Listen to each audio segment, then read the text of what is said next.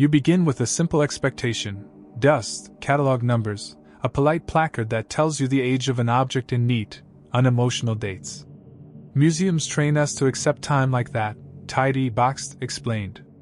But then there are places where the placards would be useless, where expectation collapses under the weight of something stubbornly unexplained.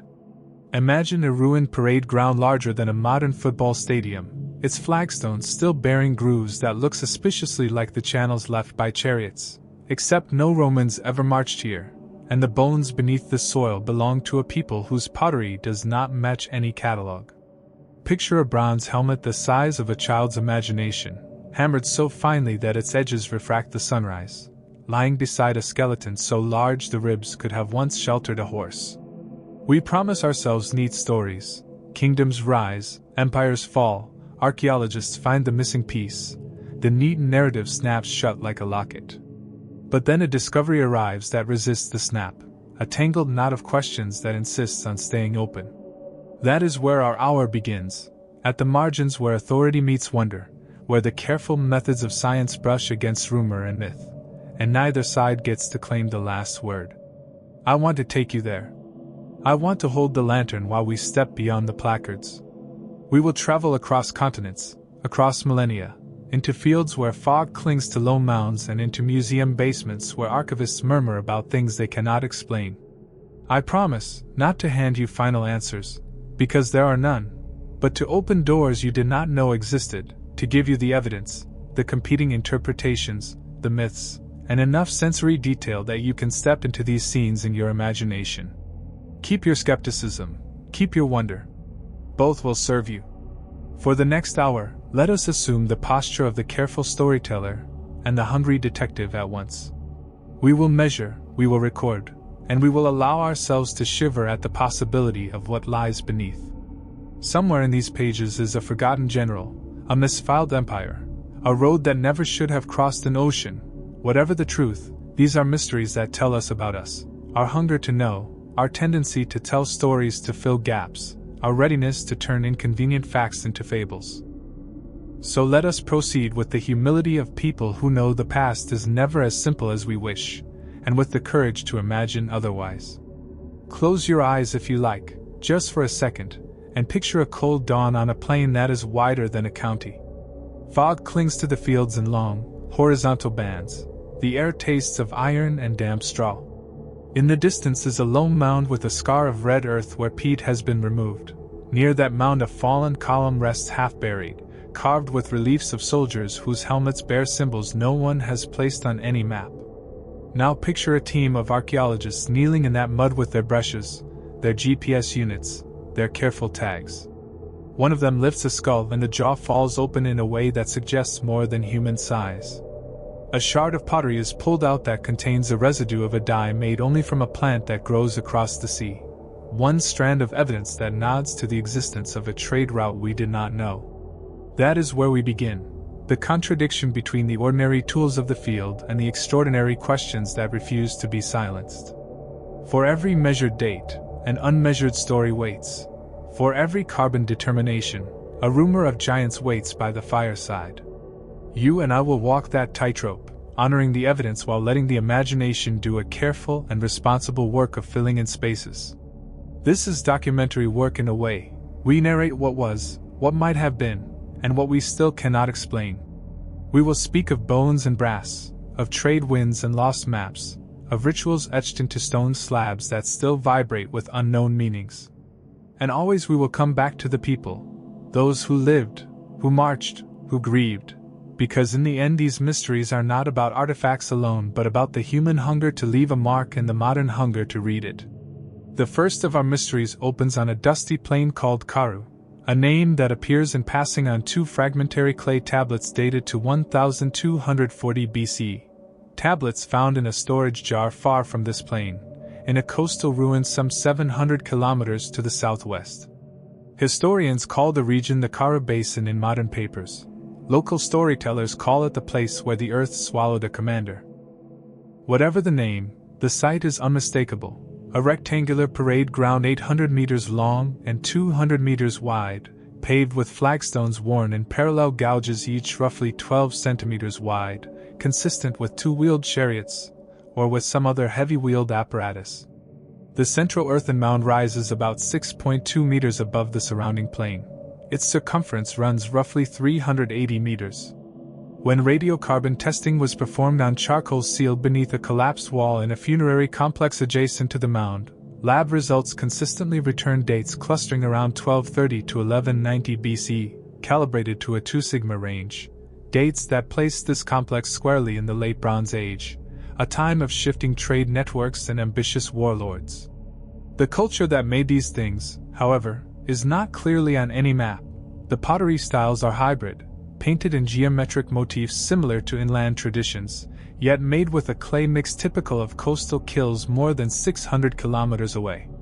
Artifacts recovered include a scale of bronze arrowheads, 72 in total, each averaging 14.4 centimeters, hinged armor plates remarkably flexible for their size, and a metal gorget stamped with a symbol that, when compared to seals from the west, appears unique, a stylized double-headed wave enclosing a crescent. One of the most striking finds was a bronze standard, the kind archaeologists often term a military emblem, standing 1.8 meters tall when intact and showing engraved formations of human figures in ordered ranks.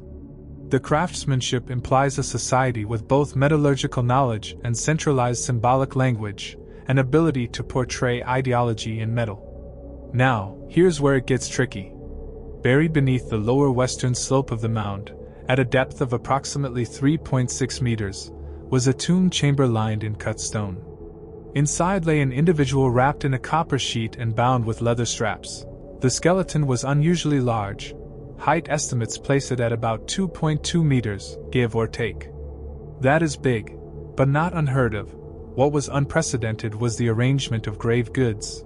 Alongside the body lay a ledger of small, sealed amphorae whose contents, once chemically analyzed, returned traces of incense compounds known to have been used in inland ceremonies dated to the 3rd millennium BC, suggesting either the persistence of older ritual substances or long-distance trade maintaining archaic tastes. Next to the amphorae was a set of iron rings, 16 of them, tied in a way that implies they were used as part of a cuirass or perhaps a ceremonial chain. Strangest of all were 2 small tablets engraved with a script that has analogues in Aegean scripts yet features distinctive vowel notches. Paleographers have not been able to fit these marks into any established family tree. In short, the tomb suggested a person of military rank, possibly high, with goods that implied both longevity of tradition and far-reaching contacts.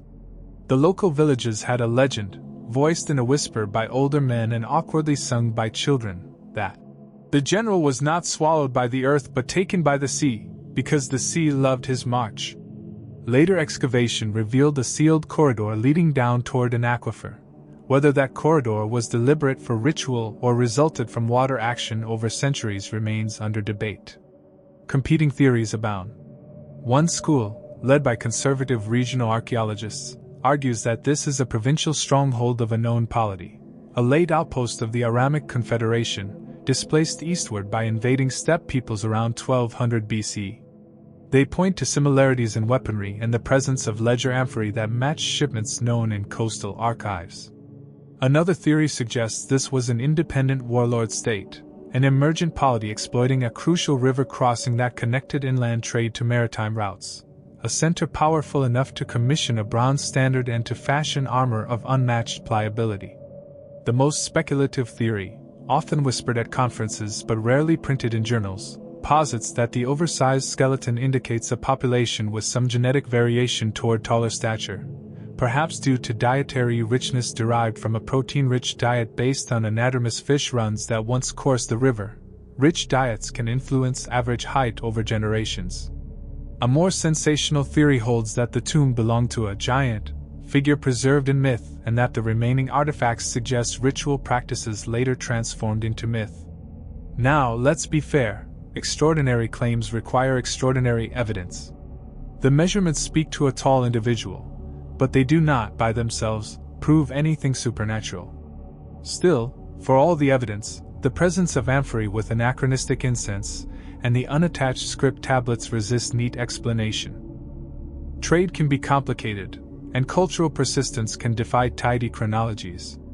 Yet when you imagine walking that foggy trail at dawn, the columns stark against an ashen sky, you sense why villagers told a story about the sea in the general. Their landscape holds the residue of a story that the science cannot yet tell. We still don't know whether the double-headed wave on the gorget marks a maritime cult, an elite insignia, or a regional myth whose meaning vanished as trade routes shifted. We still don't know if the chariot-gouged stones were purely practical, used by a heavy ceremonial vehicle, or whether they show evidence of some other technology altogether.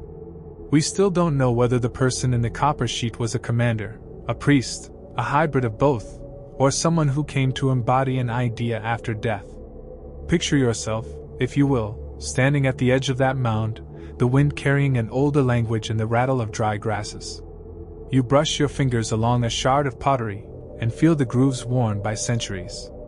That tactile moment is what archaeology gives us, a direct thread to the human hand, and also what makes the absence of clarity so acute. The artifacts are patient, they will speak, but only if we listen well and allow for the awkward possibility that their speech will be complicated. From Karu, we cross the sea in our imagination to a rocky island chain where another mystery waits, one that forces us to re-examine assumptions about maritime reach and the subtleties of cultural exchange. The island, call it Lyria for convenience, its map coordinates recorded in a field log as 37.12 degrees north, 22.45 degrees east, bears evidence of human activity layered over thousands of years. The site that concerns us sits on the lee side of a basalt spit, a collapsed hall, a ring of stone pillars each carved with concentric circles, and beneath the stones, a cache of pigmented beads and shell ornaments. Radiocarbon dates from stratified charcoal cluster around 900 to 700 BC, Iron Age or early Archaic in many scholarship frames, but the beads, when analyzed through isotopic signatures, reveal shell species that would have come from as far as 1,200 kilometers to the west, along coasts that today belong to entirely different cultural assemblages. Among the more perplexing finds was a bronze figurine, 23.5 centimeters tall, depicting a mounted warrior with a banner-shaped standard. The figurine's metallurgy reveals alloying techniques matching mainland smelters dated 2 centuries earlier. The stylistic anachronism suggests either a long-lived workshop tradition or an imported heirloom cherished across generations. Oral histories on Lyria tell of the man with the brass voice, a figure said to have commanded waves, who arrived on days without wind and led men in ranks that no one else could replicate. The islander stories speak of ritual dances that mimic the stamping of boots, of drums fashioned from ship planking, and of a stone called the sleep of men, that never warms in the sun. To step onto Lyria at dawn is to breathe salt and to imagine a community that remembers seafaring intangibly, through song and pattern. Here's where it gets tricky. The metallurgical signatures and the isotopic analysis do not line up with easy trade route models. How did a figurine whose metal fingerprint matches smelters from 2 centuries earlier end up in an island community centuries later? One explanation posits heirloom trade, objects passed as prestige goods across generations.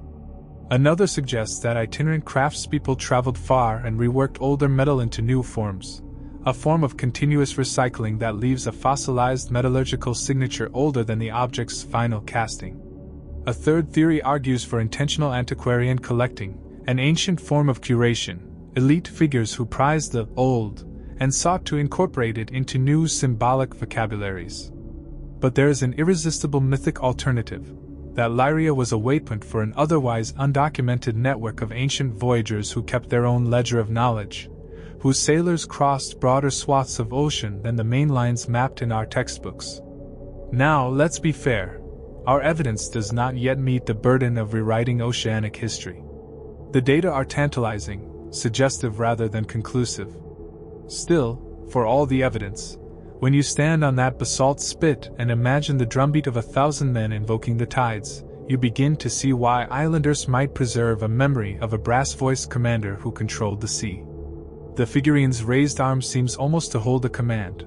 The concentric circles on the pillars could be a map, a mnemonic, or merely decoration.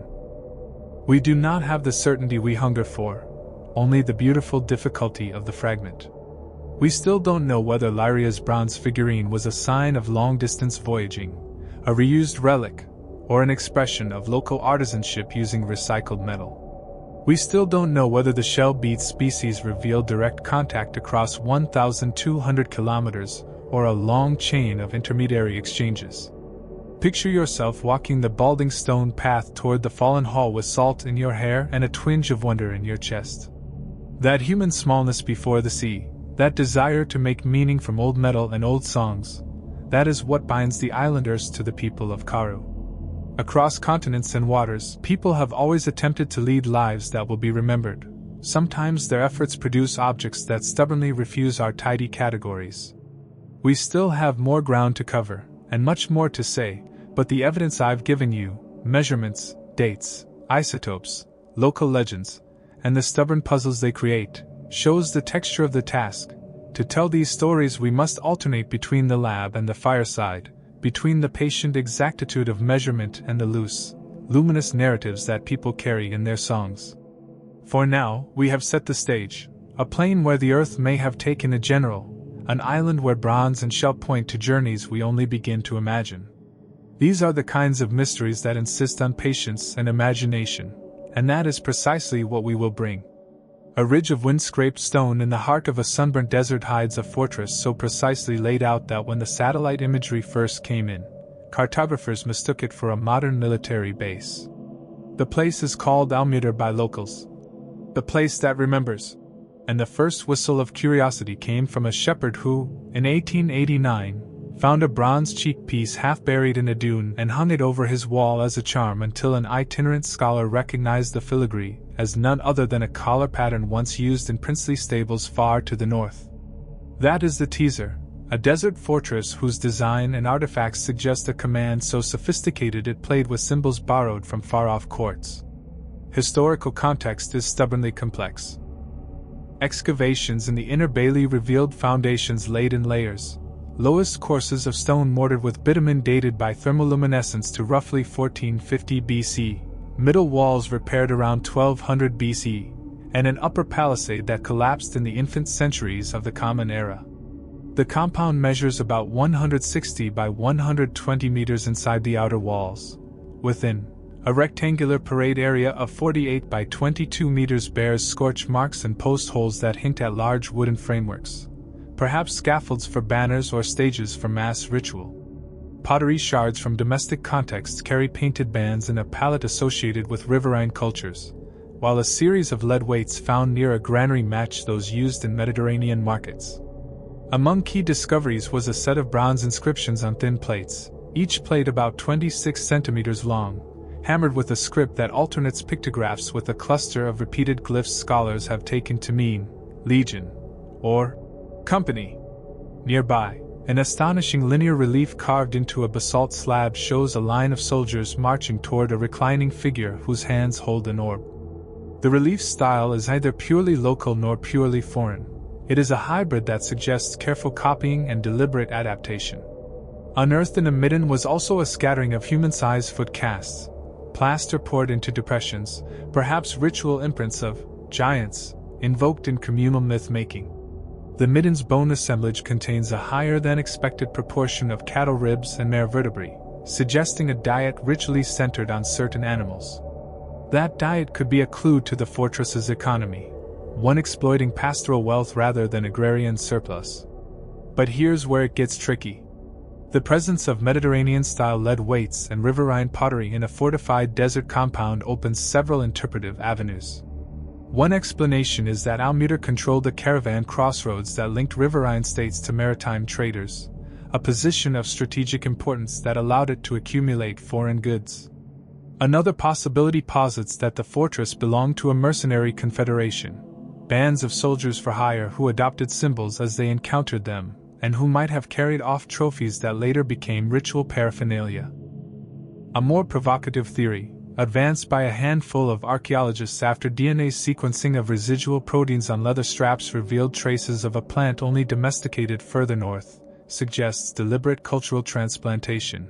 Elite families relocated, taking their artisans and rituals with them when drought or pressure forced migration. A darker, more mythic hypothesis holds that the foot casts are not merely ritual imprints but memorials to an ancestral class of unusually large warriors whose stories grew into the giant legends told around hearths. Now, let's be fair, the plaster foot casts could equally be a rite of passage for youths, an intentional mimicking of giants rather than evidence of them. Still, for all the evidence, the composition of the midden, the mixed material culture, and the iconography point to a place that was cosmopolitan in practice if not in population.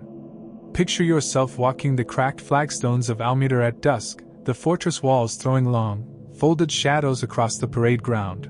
You pass by a basalt slab whose carved soldiers look perennially exhausted, and you put your hand to the cold grooves and feel the echo of many feet, small, large, human, having once trod this same path. There is a reflective ache here. People in extreme landscapes are skilled at making life endure and at making symbols that carry endurance into story.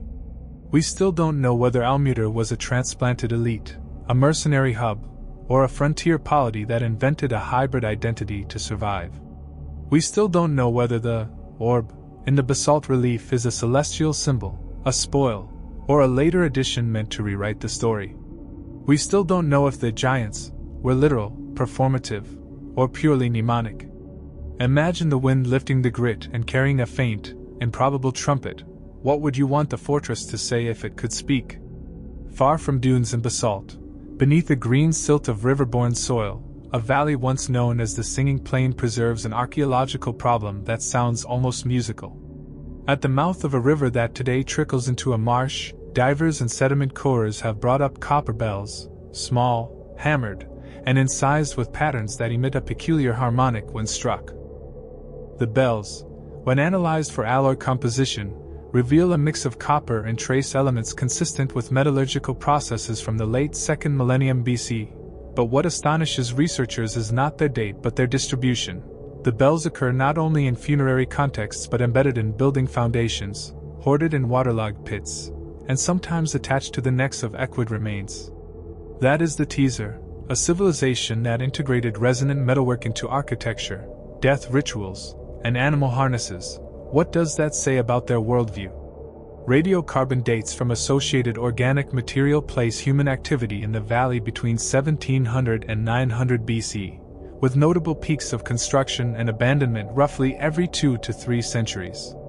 The valley's scale is broad, terrace farms running along the meanders, irrigation channels that show engineering thought, and a central complex with foundations that suggest multi-roomed administrative buildings.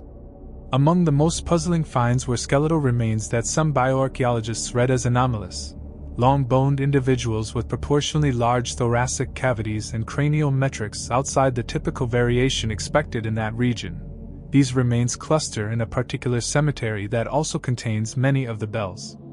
Trade objects include beads made of glass whose composition matches production centers 1,000 kilometers away and a shard inscribed with a sequence of pictograms that looks like a short liturgical formula.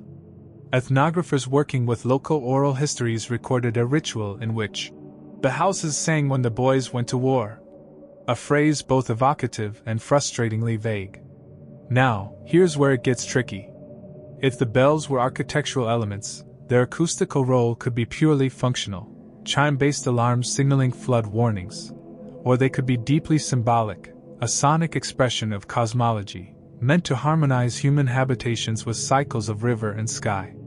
Another theory suggests the bells were prestige markers, their resonance an auditory badge of high status, akin to a modern luxury watch that announces presence. The anomalous skeletons present multiple interpretive challenges. Some scholars propose nutritional explanations, protein-rich diets leading to different growth patterns, while others suggest genetic admixture with arriving populations who had different statures.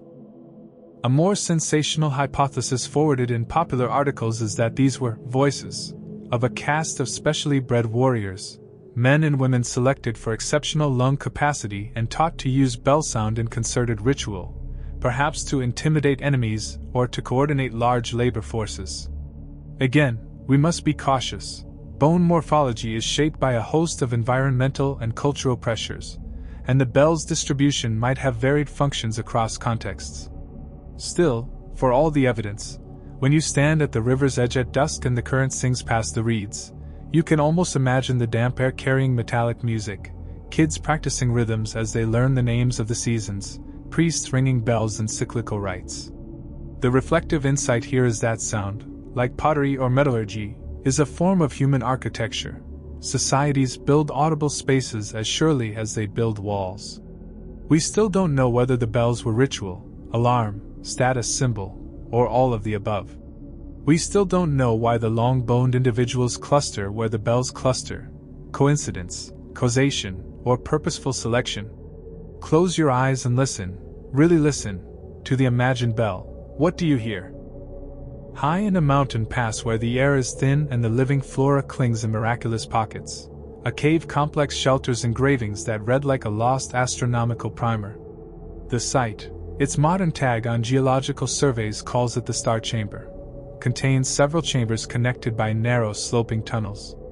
The principal chamber has a ceiling pitted with tiny holes, many of them glazed with calcite, and wall depths abraded into bas-relief depicting concentric circles, lines that intersect at angles, and night creatures rendered with a care that suggests both affection and reverence. The teaser here is stark, a mountain cave where the stones might have been used as an observatory, a ritual calendar, or a manual for voyage. Dating is complicated by calcite accretion and the lack of charcoal. However, uranium series dating of secondary deposits that overlay the engravings offers minimum ages clustering around 3,200 years before present, placing the engravings in the later Bronze Age. Nearby are terraces carved into the mountain flank with stone alignments oriented toward the horizon at azimuths that correspond to the rising and setting points of specific stars as they would have appeared in the sky of roughly 1200 BCE. Key discoveries include a set of stone monoliths outside the cave carved with reliefs of figures bearing spears and a particular badge, a circle crossed by a bar, an emblem also found on clay seals recovered in a valley 150 kilometers distant. Inside the cave, a cache of polished obsidian blades lay atop a slab, arranged in a semicircle. Microscopic use where analysis revealed residues of organic pigments and plant adhesives, suggesting that at least some tools were used in painting or ritual assembly rather than practical cutting. Local oral histories tell of a people of the thin air, who could read the future by the arrangement of stars and who shaped stone in ways that made mountains listen. Here's where it gets tricky. Astronomical interpretations tempt us to map star positions onto carved lines, but precession and the shifting of the heavens mean that crude modern correlations can mislead. One theory suggests these people developed a local lunisolar calendar, one nuanced enough to allow for agricultural planning in the mountain valleys. Another argues that the chambers were mnemonic devices for initiatory knowledge, teaching the young to memorize star paths and seasonal markers in an oral culture where written texts were rare. Yet a tantalizing alternative proposes that the cave was a way station for itinerant highland peoples who navigated by stellar charts while guiding caravans across passes, practical navigation embedded in ritual. A more romantic theory posits that the obsidian semicircle was an altar where sky maps were drawn with pigments during night ceremonies, the patterns then coated with calcite to preserve them against humidity. Always, we must temper romance with evidence. Pigments can age, calcite layers can obscure, and alignment can be coincidental. Still, for all the evidence, imagine yourself crawling through the narrow tunnel and stepping into the chamber where the star holes tremble with a light you do not yet recognize. Picture a ritual leader, breath clouding in the cave air, tracing a finger along a carved line and pronouncing names no one else remembers. That is the deep human impulse here, to enlist the heavens as a companion in governance, in planting, in decision. We still don't know whether the cave's maps were practical, initiatory, or purely ceremonial. We still don't know what the emblem of the circle crossed by a bar meant, an insignia of a people, a clan sign, or a borrowed symbol reinterpreted. Imagine yourself at the mouth of the cave lifting your face to the same stars. Consider how small you are and how old the human need is to make the night comprehensible. On a mist-swathed coastline where cliffs plunge into a cold sea, fishermen once hauled up a slab of work stone that refused the tides and refused, more strangely, to be catalogued. The slab bore a relief of a figure seated on a throne, holding in one hand a device that looks eerily like a navigational instrument, a disc with etched degrees and a pointer. The stone's patina suggested long exposure to briny air, and associated finds, fragments of rope fibers preserved in anaerobic pockets and a cluster of polished pebbles arranged like a compass rose, pointed to seafaring knowledge that might predate known navigational aids. That is the teaser, a coastal shrine that hints at technical knowledge of direction and degrees before the historical record records such devices. The site sits within an embayment bound by sheltered inlets where currents and eddies complicate passage. Archaeologists measuring tidal scour found layers of human occupation interleaved with storm deposits. Radiocarbon dating of the rope fibers and peat deposits gives a broad range but centers around 1100 to 800 BC. Shell analysis reveals the presence of species harvested in deep waters, suggesting voyages that reach beyond simple nearshore fishing. Inside a small rock-cut chamber, a set of carved wooden planks lay, compacted and blackened by waterlogged preservation. Microscopic wood analysis identified them as oak species that grows 600 kilometers to the east. On the slab, the carved instrument bears not only degrees but a faint inscription, a repeating mark that looks like waves separated by ticks, perhaps a crude log of distance, perhaps a ritual marking of the sea's temperament. Now, here's where it gets tricky. One interpretation sees the slab as proof of an early navigational practice, a way to mark bearings and to teach novices to read the sea as a system of vectors. Another posits a symbolic processional object, an emblem of tidal control rather than a technical device, an artifact of maritime ritual declaring dominion over routes rather than mapping them. A third, more speculative theory advanced by maritime historians suggests independent invention of angular measurement in seafaring contexts, an idea that carries heavy implications for the history of navigation. There are methodological pitfalls. Carved degrees might be mere decoration. The oak planks might have been traded rather than sailed. Still, for all the evidence, imagine yourself in a small birch craft pushing off at dawn, the sea glassing smooth, the instrument on the shrine a talisman for safe passage. Picture a navigator passing a finger over the degree marks and murmuring a prayer to a sea goddess whose name has never reached our ears. The reflective thought here is simple and resonant. Technical knowledge and ritual often travel together. A device can be both a tool and a symbol, and we must read artifacts through both lenses. We still don't know whether the slab documents navigation, declares ritual power, or does both in a culture where the seam between the practical and the sacred was intentionally thin. We still don't know if the oak planks on the shore were drifted treasure or evidence of deliberate long-distance voyage. Stand on the cliff and listen to the surf. Does the sea tell you a secret, or merely sing its endless, patient song? Deep within a river delta, where mangrove roots braid the land into a living lattice, archaeologists uncovered a ceremonial complex built atop a man-made islet. The complex centers on a stone podium ringed with niches that hold small statuettes carved from bone and ivory. Each statuette displays consistent iconography, helmeted figures carrying standards shaped like crescents and holding a small clay tablet, miniature versions of those tablets we saw earlier in Karu, now stamped with different glyphs. The teaser here suggests a ritual nexus where figurines reproduce, in miniature, a militarized cosmology, a recurring visual language linking disparate sites. Stratigraphy in the delta is messy, muddled by changing river channels, but optically stimulated luminescence dating of sediment layers places the initial construction in the 14th century BC with later refurbishments around 900 BC and sporadic reuse in the 1st century CE.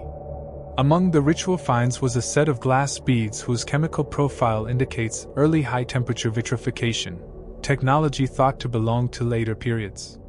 Skeletal remains in the niches are often partial, isolated hands, fragments of skull, arranged with deliberate care, their placement suggesting curated ancestry rather than haphazard deposition. Importantly, a sealed cyst under the podium yielded a rolled textile with a twill pattern known in several inland sites, but dyed in a pigment sourced from mollusks living in waters hundreds of kilometers away. Ethnographers recorded that riverine elders still tell of a general of the tides, who commanded not only men but currents, who appointed his lieutenants by placing a small tablet in their hands as they stepped into the floodplain. Now, here's where it gets tricky. Ritual complexity could stem from simple wealth accumulation, patronage networks, and deliberate acts of memory-making by elites seeking to entrench their rule.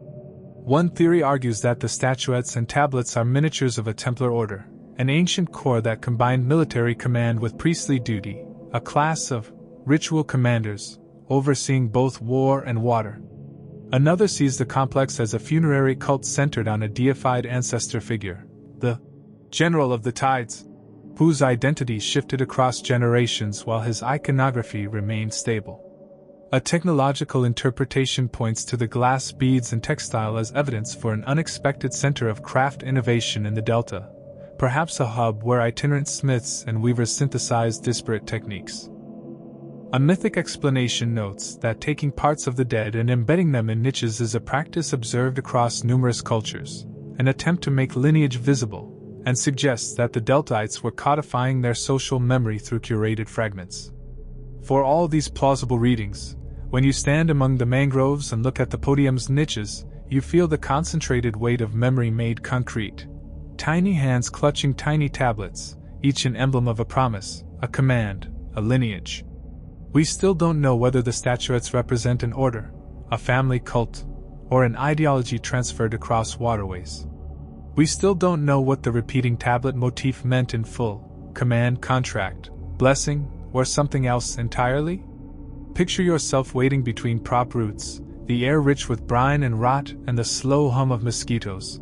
Think of people centuries ago who placed fragments of bone with an intent as sharp and human as yours, and you see the Delta's power to hold memory in a landscape that otherwise refuses to stand still. Across these lands, in caves and forts and along the sea, a thread begins to tangle: the repeated presence of badges, tablets, and standards that evoke command, circulation, and memory.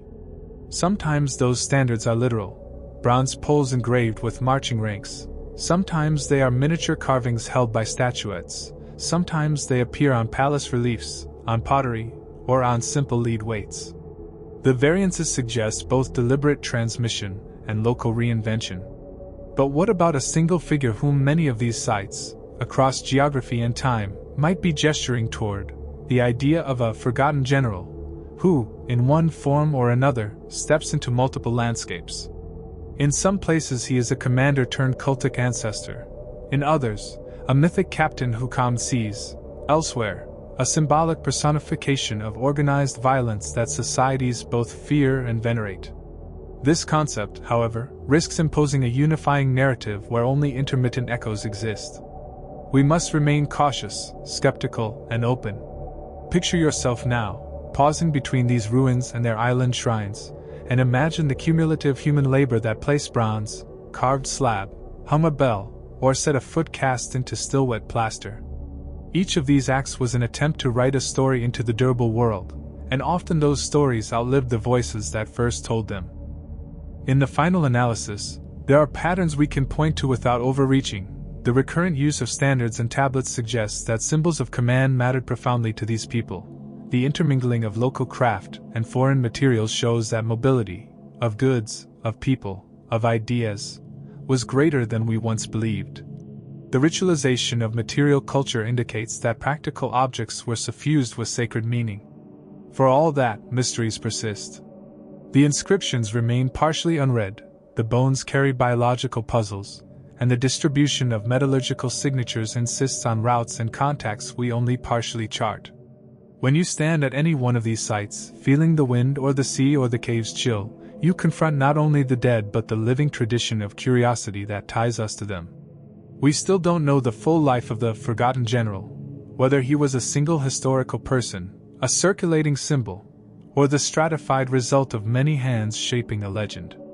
We still don't know how broadly certain technologies spread or how often myth and administration overlapped. Yet perhaps that is the point. The past resists closure because humans are complex and messy and because our efforts to systematize them collapse around the edges. Now, let us bring these strands home and weave a conclusion that respects complexity without softening wonder. Across deserts, islands, mountains, coasts, and deltas, the artifacts and patterns we have described form a chorus. Many voices, some in harmony, some in counterpoint. They record the movements of goods, the migrations of styles, the reverberations of power, and the stubborn persistence of ritual. The evidence suggests that ancient people, far from being static or insular, were eager, ingenious, and often cunning. They moved objects and ideas, they adapted symbols to new uses, and they built architectures of memory that could survive floods and conquests. At the same time, human beings are storytellers by nature, and objects often gain meanings that diverge from their original functions. That divergence is not a mistake, it is part of how cultures grow. Instruments become icons, helmets become relics, and generals, whether real, symbolic, or both, become anchors for identity.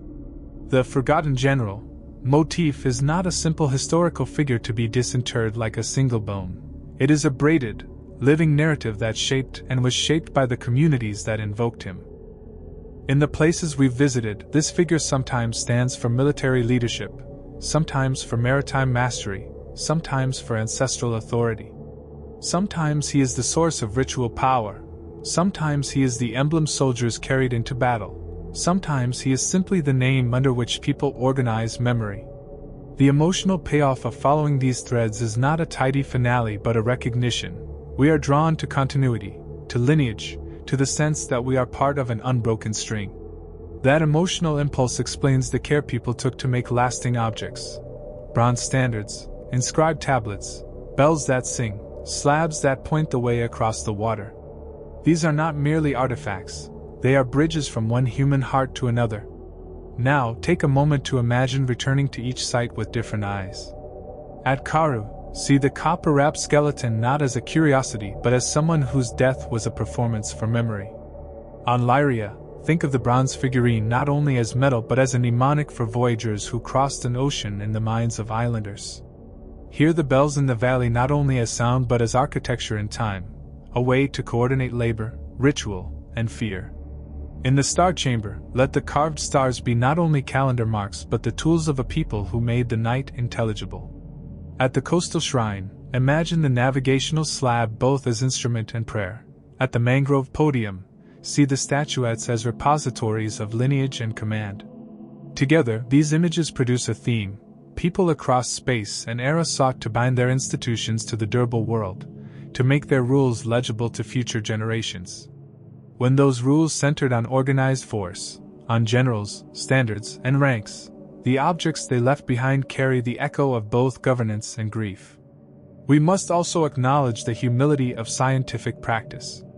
As careful as dating methods are, as precise as isotopic analysis can be, interpretation is inevitably a human work conditioned by present assumptions. We balance on the fine edge between evidence and imagination. Our best work recognizes where evidence ends and creativity begins. The stories we tell about the forgotten general, or the brass-voiced commander, are hypotheses, sometimes plausible, sometimes romantic, often useful as scaffolding for further investigation. When new data arrives, an undeciphered inscription finally read, a DNA sample showing surprising ancestry, a peat stratum revealing a previously unknown flood, the scaffolding may need revising. And revision is not failure, it is the productive turn of inquiry. Part of the human wonder in archaeology is to accept that the past is a long conversation, voices join and leave, some notes are lost, some harmonies reemerge, the song changes but never entirely vanishes. Finally, there is an ethical dimension to this work that we cannot ignore. Many of these sites sit on living landscapes where descendants tend fields, fish, and sing the old songs. Archaeology must be accountable to these communities whose ancestors are being described, measured, and sometimes mythologized. Our stories ought to respect living traditions, to consult with local custodians, and to return not only knowledge but dignity. The forgotten general might be a figure of pride to one community, and a symbol of invasion to another. That duality demands sensitivity. It invites us to listen as much as we excavate. When scholars, curators, and storytellers take artifacts into museums and narratives into scripts, the moral obligation is to ensure that interpretation does not replace voice, that analysis accompanies respect, and that objects are not stripped of context for spectacle. In this way, the act of investigation becomes an act of care. So where does this leave us? We have walked across plains and coasts, caves and deltas, tracing standards and tablets, bells and star holes, confronting bones that ask biological questions and metal that asks technological ones. We have seen how trade, ritual, and the human propensity for memorialization intertwine to produce objects that resist single explanations. We have considered theories: migration, mercenary confederations, heirloom circulation, ritualized technology, and even the seductively simple idea that many cultures independently converged on similar solutions to similar problems. All these theories matter because they push us to test, to sample, and to refine. The past is not a puzzle box to be opened by one master key. It is a vast archive of practices, relations, and accidents. Our job, if we are humble and rigorous, is to piece together plausible accounts while always being prepared to revise them. If you have followed me this far, you are now carrying a small map of mysteries: the copper-wrapped leader on the plain, the brass-voiced figurine on the island, the river bells that sing, the star map in the cave, the navigational slab on the coast, and the podium in the delta. Each of these sites holds a story fragment. Put together, the fragments hint at a broader human project: the effort to make social life durable, to encode authority in metal and stone, and to anchor identity in objects capable of surviving storms and time.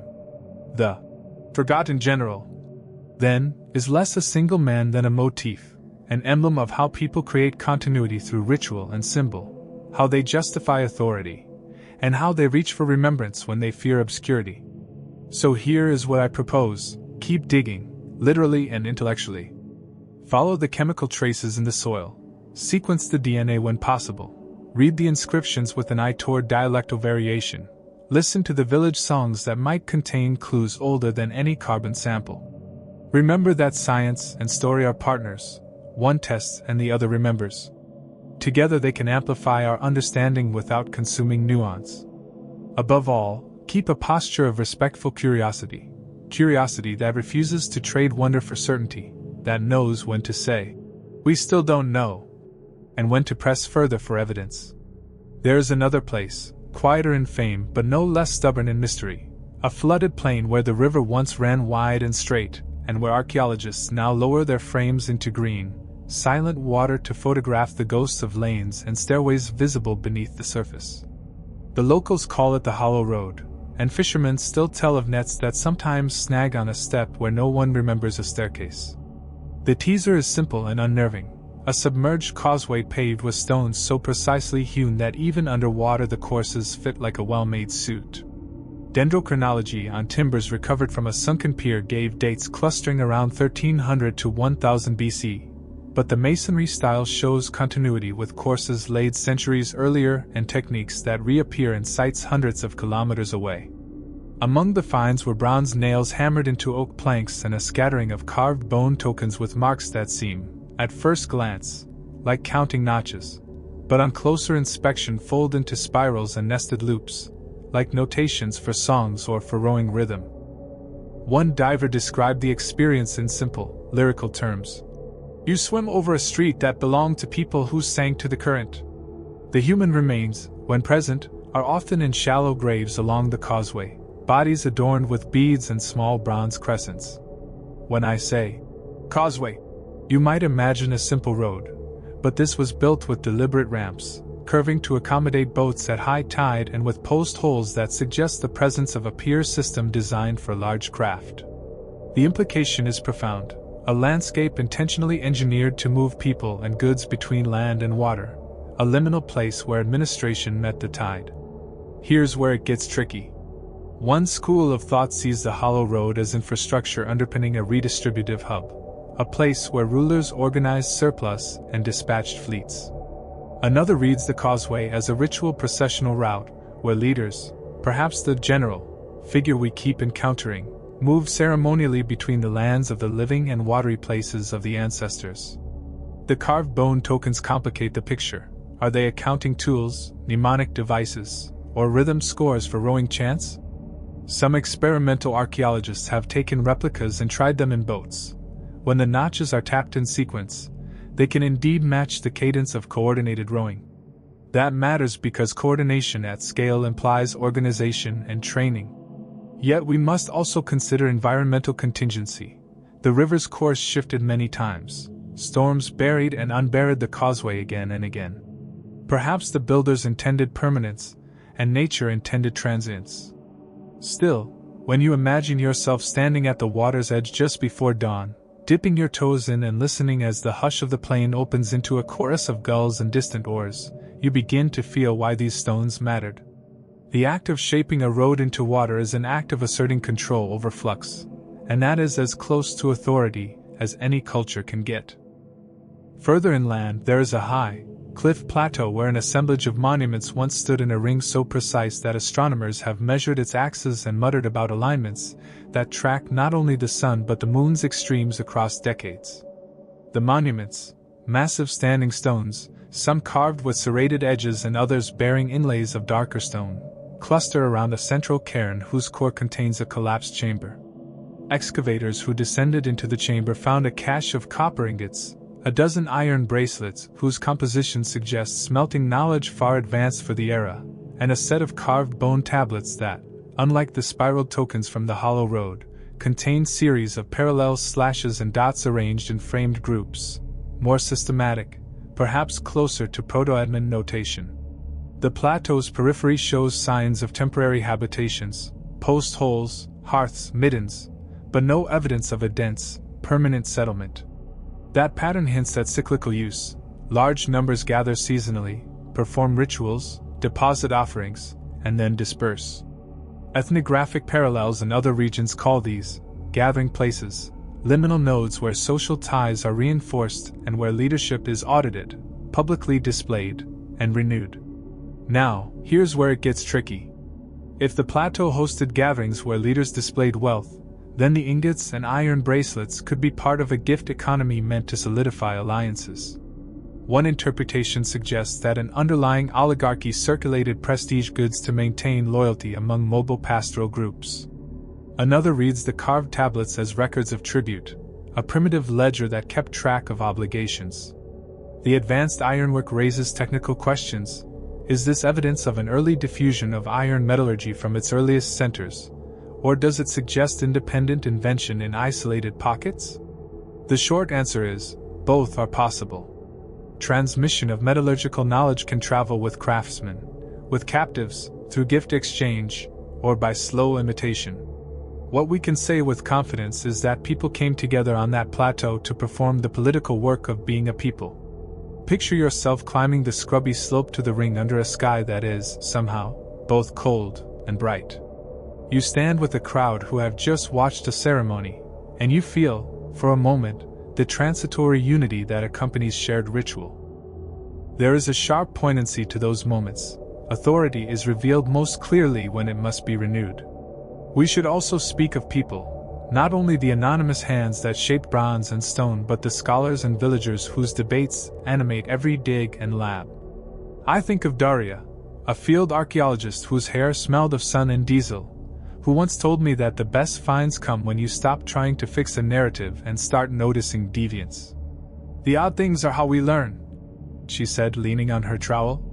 Once, Daria and her team unearthed a small ring sealed within a child's burial, an iron band too thin for weaponry, hammered with tiny pricks that formed a map of tidal flows. The matrix suggested the child had been interred with this amulet deliberately, perhaps as an offering to guide a soul across water. Daria's careful reporting led to coring upstream, which then revealed silt layers aligning with a massive storm deposit around 1187 BC. Radiocarbon dates tightened, the amulet gained context. This is a small miracle of archaeological process. A curious ornament leads to environmental sampling, which in turn reframes the social meaning. When you read the lab reports, when you hold results in your hands, your view of the past refines itself in increments. Still, remember that such stories are always partial. For every ring that yields an elegant correlation, there are dozens of objects whose matrix evaporates and whose meaning resists reconstruction. Across time and practice, a persistent theme recurs: the overlap of technology and meaning. Bronze standards stand in the same graves as beads whose composition betrays their oceanic origins. Bells hung from houses that double as alarms and as ritual apparatus. Stars are carved into caves as charts and as cosmogonic maps. This overlap complicates the neat separation between what we call ritual and what we call practical. In many societies, the act of organizing labor, of measuring grain, of timing waves, of synchronizing oars, happens under the same symbolic canopy as rites that bind communities. The general motif is an excellent example. A leader might both command logistics and officiate at holy rites. The man who organizes grain storage might also organize memory. We should be careful not to inherit modern categories that separate church from state, tool from talisman, but rather to ask, how did these roles combine in human lives? How did leaders derive authority both from material control and from the performance of meaning? There are also troubling holes, inscriptions that refuse to yield their language, bones that refuse to tell a straightforward story, sediments that are too disturbed. And then there is the human antagonism, looting development, the white-hot glare of modernity that sometimes scorches archaeological context clean. In a coastal site recently threatened by a planned marina, salvagers and speedboats damaged layers older than the marina's foundations. I remember standing with a local elder who, with a voice that held both anger and affection, said, "They take our stones but not our songs. We can still say what the rocks used to tell us." His words were a rebuke and a consolation, reminding us that human memory and formal archaeology are not the same thing and that the loss of context is a moral problem as much as a scientific one. As the hour continues, if you can imagine the sweep of this hour as a long, sinuous walk through time, there is a larger intellectual movement to consider. Recent genetic studies, while still fragmentary, complicate earlier models of migration and diffusion. Where we once mapped neat waves of movement, ancient DNA paints palimpsests, overlays of local continuity punctuated by pulses of migration, trade, and exchange. Isotopic analyses of teeth, hair, and bone show that individuals often had childhoods far from their adult resting places. The implication is vital. Mobility was a lived reality, not an occasional event.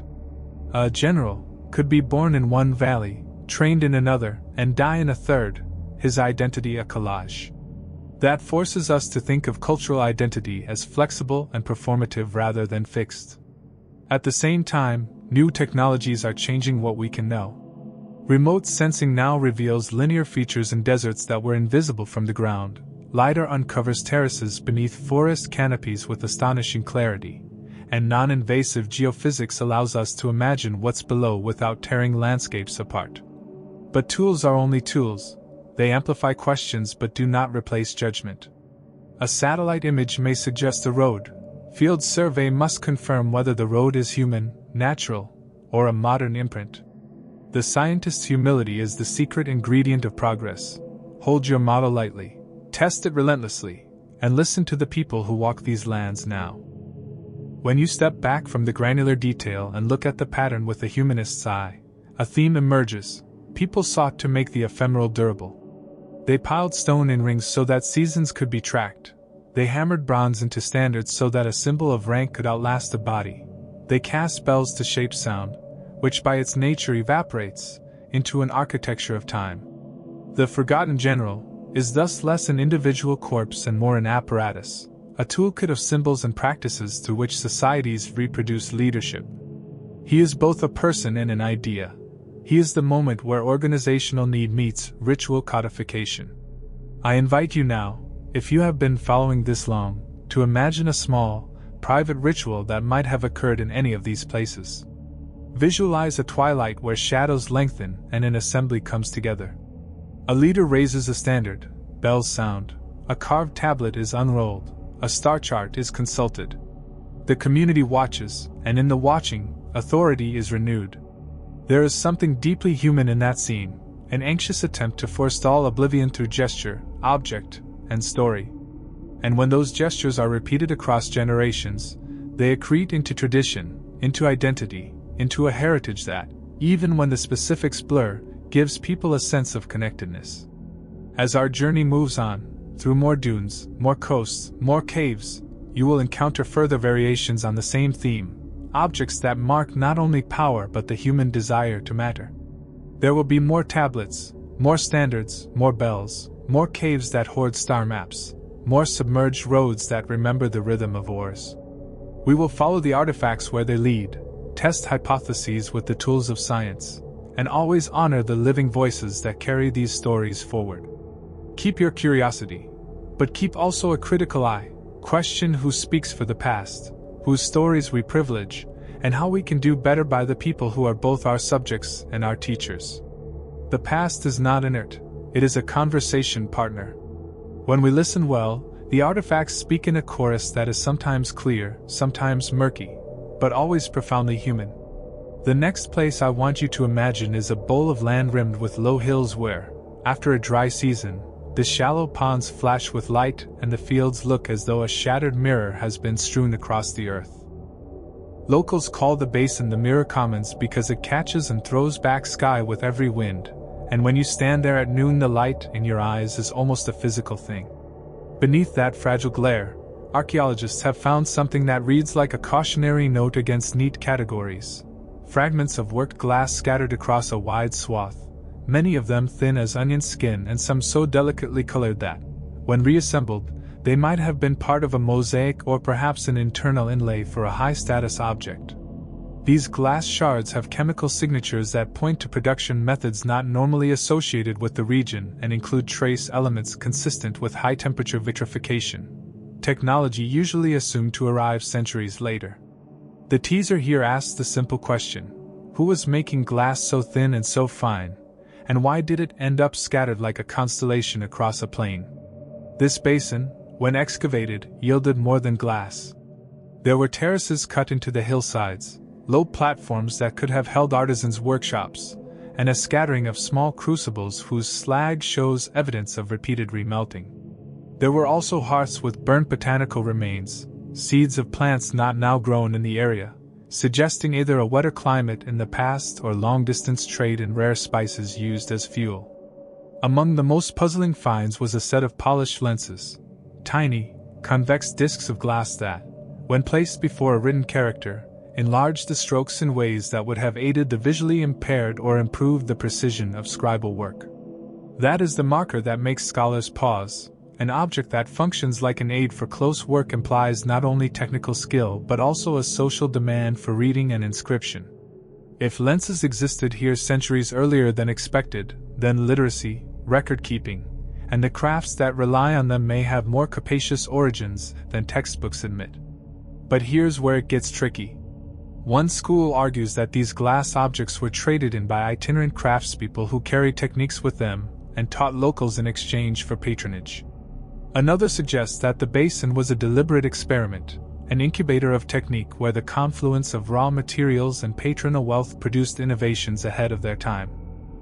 A third, more speculative line of thought connects the finely worked glass to ritual optics. Lenses used not merely for seeing letters but for concentrating light in ritual contexts, sun-focused beams meant to ignite incense, or to animate reflective objects during ceremony. Imagine a procession at noon when the sunlight is caught in 1,000 tiny lenses and thrown like a net over the crowd, an experience of holy brilliance. We still don't know whether the glass served the mundane and the miraculous at once, whether it was the result of local ingenuity, or the hand-me-down of a traveling artisan, or whether a now-lost educational elite demanded and produced such precision work. Picture yourself crouched at a workbench, the heat of a furnace in your face, shaping a lens that will one day rest against a weathered eye. What did the craftsman hope to change in the world?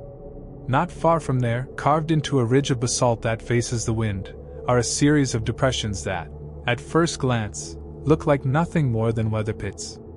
But when archaeologists measured them against human anatomy and took molds, they discovered impressions of foot lengths much larger than typical. Some are single impressions, others are repeated in rhythmic succession, and several sets align into tracks that walk across the rock and point toward the horizon. The locals tell a story, half-truth, half-warning, about the great ones, who walked the ridge and left their marks to show where they had passed. In the field, this becomes a more careful question. Are these natural erosions shaped into the semblance of prints, or are they intentional molds made to memorialize giants? The science is cautious. Microscopic where patterns on the concave surfaces show chisel marks in ancient tool types, which suggests intentional human action rather than pure erosion.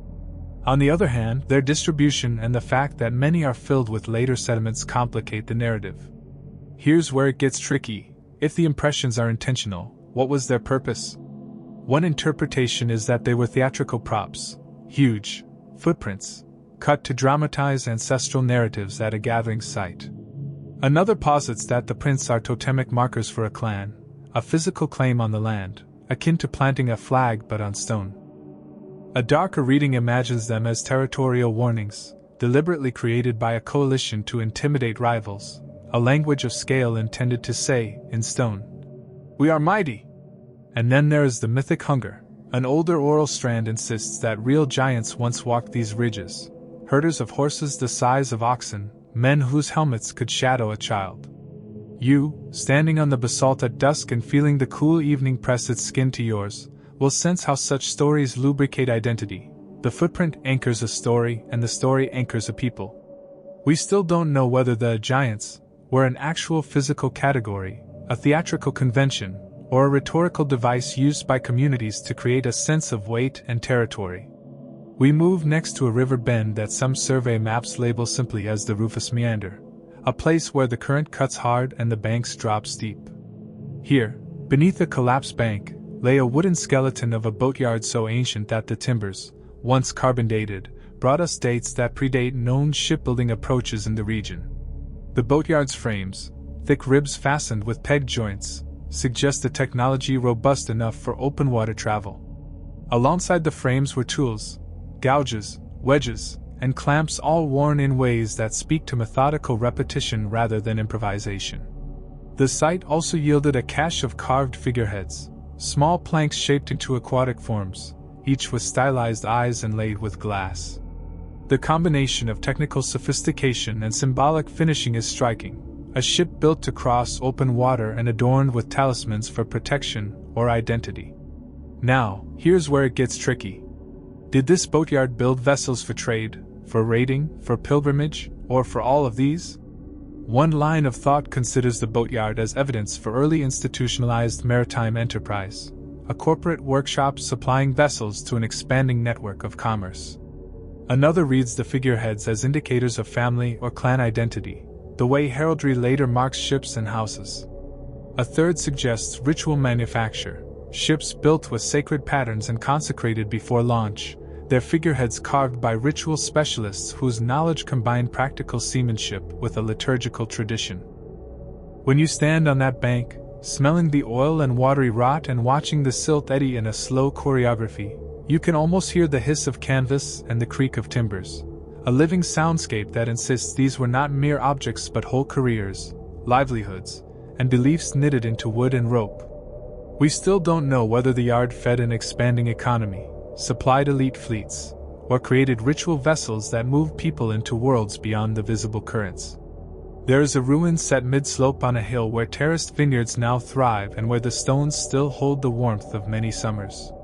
This ruin hides a complex of rooms arranged around a courtyard whose floors are inlaid with tesserae depicting parade scenes, soldiers, banners, a mounted figure whose face is worn almost away. Near the main gate, archaeologists found a pedestal with grooves that once held poles. Metal residues suggest that banners, once raised there, were tipped with bronze. Inside the courtyard soils, seeds of millet and barley fused with charred remains reveal a diet that combined pastoral meat with deliberate cultivation. The inhabitants were either purely nomadic nor entirely settled. A sealed storeroom contained sealed jars with remnants of a dark paste whose lipids identify a concentrated extract of fermented fish, an intense flavoring prized across coastal markets. This blend of agricultural steadiness and maritime taste speaks to a society straddling land and sea, and its iconography of the mounted figure suggests a leader who moved between these worlds. But here's where it gets tricky. The worn face of the mounted figure complicates identification. Was he a local chieftain, a foreign commander who settled and adapted, or a mythic exemplar whose visage was intentionally defaced by later opponents? Iconoclasm is a historical fact. Images are often targeted when regimes change. Alternatively, weathering alone might have hollowed the features. The jars of fermented fish paste raise economic questions. How did inland elites secure and control coastal delicacies? Were there markets and contracts, or did command enforce movement of goods? Such questions are not merely archaeological, they are political. Imagine standing in that shaded courtyard, the mosaic lines underfoot catching the light, and picturing an audience assembled to watch a leader mount and ride out toward the sea. A leader who, like the forgotten general, motif, negotiates identity across terrains. We still don't know his name, his politics, or whether his memory was meant for posterity or propaganda, but we can see the hand that shaped his image and feel the politics in the stones. Then there are the ice-locked cairns far to the north, where permafrost preserved objects in astonishing detail. In one cryotomb shut by centuries of frost, archaeologists found a bundle wrapped in hide, garments sewn with seams of surprising finesse, slender metal picks whose design repeats in sites far to the south, and a whistle carved from bone that resonates at a pitch used by certain hunting calls. The person in this cairn was adorned with amulets, chains whose links are the size of small coins and whose alloy combines copper with a trace of an unusual metal. Genetic samples, when viable, show a complicated ancestry, local lineages mixed with immigrant DNA suggestive of far-traveled kin. The breath-stealing detail is that the garments bear embroidered motifs found in valley weavings hundreds of kilometers away, a cross-loom pattern that cannot be dismissed as coincidence. In short, even in harsh, isolated climes, people remain part of expansive webs. Here's where it gets tricky. Do we read these northern finds as the work of itinerant traders traveling massive circuits, or as the result of slow networks where goods, ideas, and genes percolate over generations? Another, more poetic possibility is that seasonal migration stitched distant groups together. Pelts and trade routes shaped a mobility shaped by climate and economy. Picture the cairns mound at twilight, aurora bleeding above, and imagine people, small in number but vast in connection, tending fires and trading beads and songs on the margin of the map. We still don't know whether the northern chain links indicate long-distance voyaging or the patient accretion of networks that, over generations, knit seams between climates. Across each of these sites, a pattern keeps reasserting itself like a chorus returning with variation, people living at the edges of water and land, edges of climate and empire, developed hybrid practices where ritual and administration braided together, where technology and belief coexisted, and where symbols served multiple masters. Standards and banners, tablets and tokens, bells and lenses, they are not simply tools of control, nor merely expressions of culture. They are both, simultaneously, and in their simultaneity lie the richest clues. When you place a bronze standard in a grave, you are making a claim about status. You are also embedding a mnemonic into the soil. When you carve star holes into a cave, you are both tracking time and fashioning authority out of the sky. These folded meanings are the archaeologist's delight and the historian's frustration. Through this work, through careful excavation, through patient cross-disciplinary testing, through listening to elders and reading midden layers, you begin to appreciate that the forgotten general is less a person to be excavated than a role to be traced, a node where power, ritual, memory, and movement intersect. He is not always male, he is not always solitary, he is a functional composite in which leadership, technology, and liturgy meet. We still don't know his full shape, his many names, or whether he ever existed in the singular. But in the markets and the shipyards, in the caves and the cairns, there are traces of people who tried to fix the ephemeral into the durable and who, through that labor, left us fragments luminous enough to make us ask questions across 3 millennia. We have walked a long, crooked road together, through sunburnt plains and basalt spits, across star-pitted caves and tide-lashed shrines, down into submerged causeways where oars once kept time with bone tokens, and up onto wind-buffed plateaus where people gathered to make politics visible in stone. If you look back now, the pattern is neither tidy nor coincidental. Everywhere we paused, there were objects that did double work, tools that became tokens, technologies that became talismans, leaders whose authority was as much performance as administration. That is the first thread I want you to hold as you leave this hour. Human beings rarely separate the practical from the sacred. They do not build a road without also building a story to justify and remember it. The bronze standards, the engraved tablets, the bells, the lenses, the carved star holes, these are not merely relics of technique. They are scaffolds for identity. They are ways of saying, in durable matter, we were here, we organized, we mattered. And that insistence on mattering is as old as the first fired shard and as urgent as the last living voice that still sings the old lament beside a ruined wall. But there is a second thread, subtler and more dangerous to narrate, our temptation to knit fragments into a single seamless hero, the forgotten general, who becomes a shorthand for all forms of organized authority. That impulse is understandable. Stories like persons because persons hold continuity for narrative minds, but it risks erasing complexity. The artifacts we examined hint at multiple kinds of leadership: mercenary captains who borrowed symbols from neighbors, cultic ancestors memorialized by miniature statuettes, coastal navigators whose technical knowledge folded into prayer, ritual specialists who synchronized whole communities through sound, and seasonal chiefs who performed authority at gathering places then dispersed with their flocks. The general sometimes exists as a person, sometimes as a role, sometimes as an ideological kernel that different communities dressed in the clothes they preferred. Our job, as careful narrators and cautious investigators, is to resist the comfort of a single unifying hero and to recognize instead a pattern of practices that recur because they work in human terms. They organize labor, they tie people into networks, they make memory durable. We also must keep our skepticism as honest company. Temper dates with context. Let isotopes and DNA complicate neat origin stories rather than confirm them unthinkingly. Treat ancient texts and oral songs not as one-way windows but as living voices that have shifted meaning through centuries.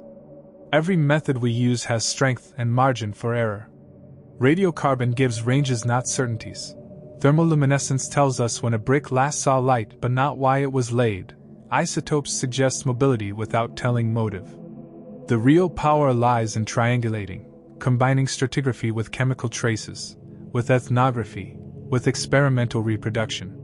When a bell sings in a lab and a replicated bone token yields the exact rhythm of an experimental crew, when a pigment analysis ties a dye to a mollusk bed 1,000 kilometers away, then the past moves from the realm of speculation into a more confident picture, but never into absolute closure. There will always be residue and fuzz at the edges. Embrace it. Let. We still don't know. Be not a failure of knowledge but the spark of curiosity. This is also the moment to speak plainly about ethics and the living.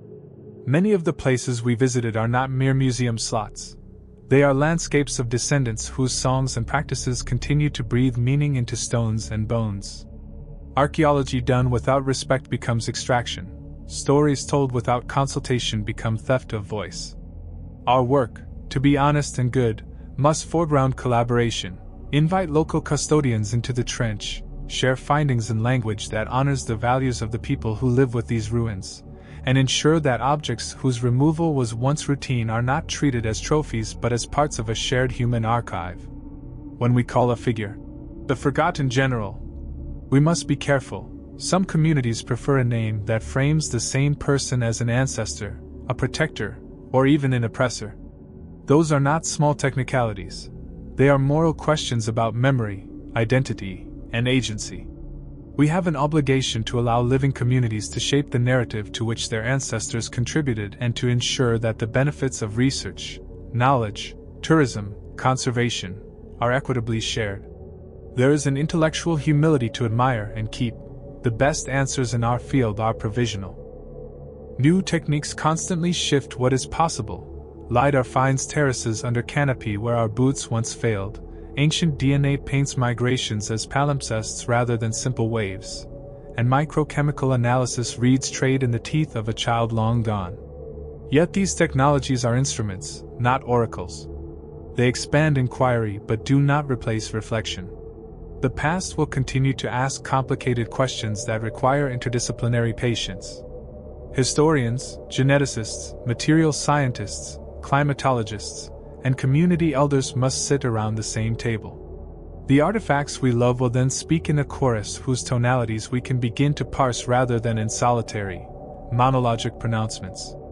And because you, watching and listening, are not merely an academic consumer but a human with an appetite for wonder. Let us keep the imaginative muscle. Picture again the scene in which a leader, whether a single man or a performative role, raised a standard that gleamed in sun and rain, while bells chimed from a distance, lenses threw glints onto the faces of scribes, and boatwrights launched hulls for voyages both mundane and sacred.